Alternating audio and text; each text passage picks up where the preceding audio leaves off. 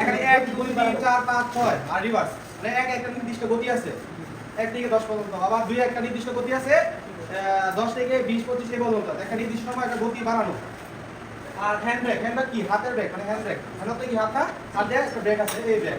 তাহলে এখন আমরা বুঝতে পারছি না এই অ্যাক্সেলেটরের কাজ কি, ব্রেকের কাজ কি, ক্লাচের কাজ কি আমরা বুঝতে পারছি না। আর স্টিয়ারিং এর কাজ কি, স্টিয়ারিং ধরার একটা নিয়ম আছে, এটা আমি ঘড়ির কাটার মতো আপনাদের বোঝানোর ক্ষেত্রে আমি সহজভাবে আপনারা বুঝতে পারবেন সেজন্য আমি এটা আঁকলাম আর কি। এটা কি ঘড়ির সিস্টেমটা এরকম না? ঘড়ির কাটা কি এই যে 12 1 2 3 4 5 6 7 8 9 10 11 12 এটা ঘড়ি কাটার মতো না? এখন কি স্টিয়ারিংটা কিন্তু আমরা যদি ডান দিকে কাটি তাহলে কি ঘড়ি কাটার কোন দিকে উঠতে হবে? যে দিকটা ঘড়ি কাটা যায় ডান দিকে যখন আমরা কাটি যে দিকটা ঘড়ি কাটা যায়, আর যদি বাম দিকে কাটি উল্টো দিকে, এই উল্টো দিকে আসবে 12 9 6 3 12 তাই না? উল্টো দিকে আসবে। তাহলে আমরা এই যে স্টিয়ারিং এ ধরলাম কোথায় ধরবো? পিনে আর নয় ধরবো। পিনে ধরবো আমাদের আমি কোন দিকে ঘোরাবো? ডাইনে ঘোরাবো। জি স্যার। ডাইনে ঘোরালে এই যে হাতে এরকম এরকম হয়ে যাবে, ক্রস হয়ে যাবে না?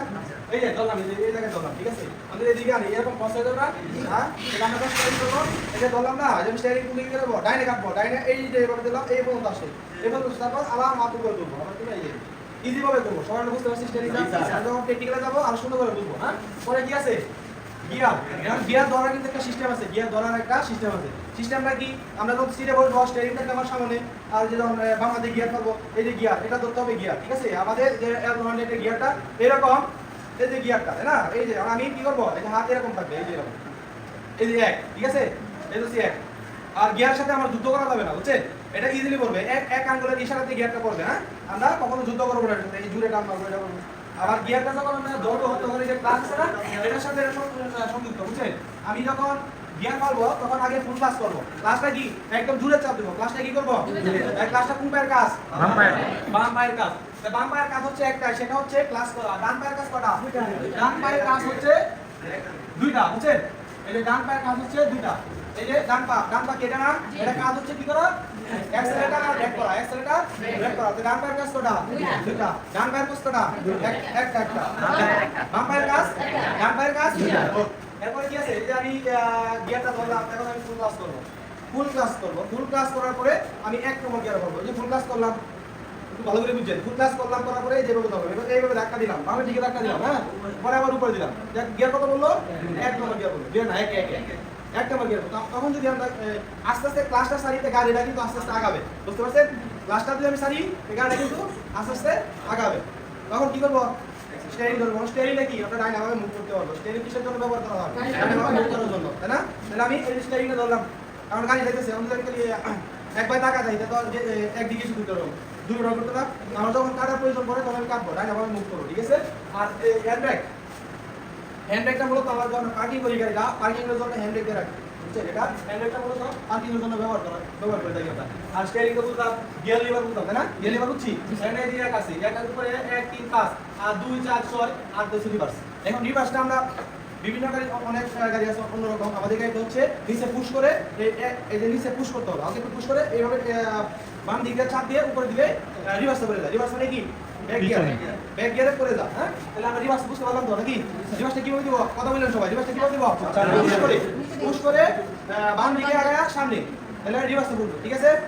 এই যে পুশ করলাম, হালকা পুশ করলাম, পুশ করে বাম দিকে চাপ দিলাম, এই যে হাতে গাদা দিয়ে করতে হবে কাজটা। এই যে বাম দিকে চাপ দিলাম, উপরে দিলাম, তাহলে রিভার্সে করবে, বুঝতে পারছেন?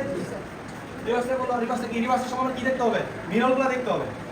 লেফটে আছে, রাইটে আছে, লেফটের মিরর দেখতে হবে, রাইটের মিরর দেখতে হবে, আর বামে একটা আছে সেটাও দেখতে হবে। ডাইনে বামে পিছনে সব দিকটা আমরা দেখতে হবে। যখন আমরা রিভার্সে যাবো, রিভার্সে আমরা অবশ্যই সাবধানে যেতে হবে, আস্তে ধীরে যেতে হবে, বুঝতে পারছেন? রিভার্সে আমরা কিভাবে যাবো? আস্তে ধীরে যাবো, এবং এই ডাইনে বামে সব দিকটা আমরা লক্ষ্য রাখবো, ঠিক আছে? রিভার্স গেল, মানে একে পাচ্ছি, পরে আবার কি 2 পাবো, 2 নম্বর গিয়ারে পাবো। 2 নম্বর গিয়ারে কি একটা নির্দিষ্ট একটা গতি আছে, এর উপরে আমরা যতই অ্যাক্সেলারেটর চাপে না কেন কিন্তু কাজ হবে না। এই গতি কতদিকে থাকবে, বুঝছেন? গতি কতদিকে থাকবে, তখন কি করবো? 10 কিংবা 15 বলতে গেলে পরে আবার 2 নম্বর গিয়ার পাবো। এই যে 2 নম্বর গিয়ার, 2 নম্বরটা কি? সরাসরি এই যে হাতের কাঁটা দিয়ে কিংবা আঙ্গুল দিয়ে এগুলো সরাসরি নিচের দিকে টান দিব, বুঝছেন? সরাসরি কোন দিকে টান দিব? নিচের দিকে টান দিব। নিচের দিকে টান দিলে 2 আসে পড়বে, বুঝছেন? মনে দিয়ে ওই জায়গায় আমার সহজ হবে, আপনাদের সহজ, বুঝছেন? এই যে 2 নম্বর গিয়ার করব, এই সরাসরি এই নিচের দিকে টান দিব, 2 নম্বর গিয়ার করে দিলাম, বুঝছেন না? হ্যাঁ, তো প্রথমতে 2 নম্বর গিয়ার কিভাবে পাচ্ছি? অবশ্যই আমরা সবগুলো ক্লাস করব। ক্লাস আমি গিয়ার বললে গিয়ার চেঞ্জ করব, যতবার চেঞ্জ করব ততবারই ফুল ক্লাস করতে হবে। ক্লাসটা ধরবো জুড়ে, বুঝছেন? ধরবো কিভাবে? একদম জুড়ে আসার সময় একদম আস্তে আস্তে। একদম আস্তে আস্তে।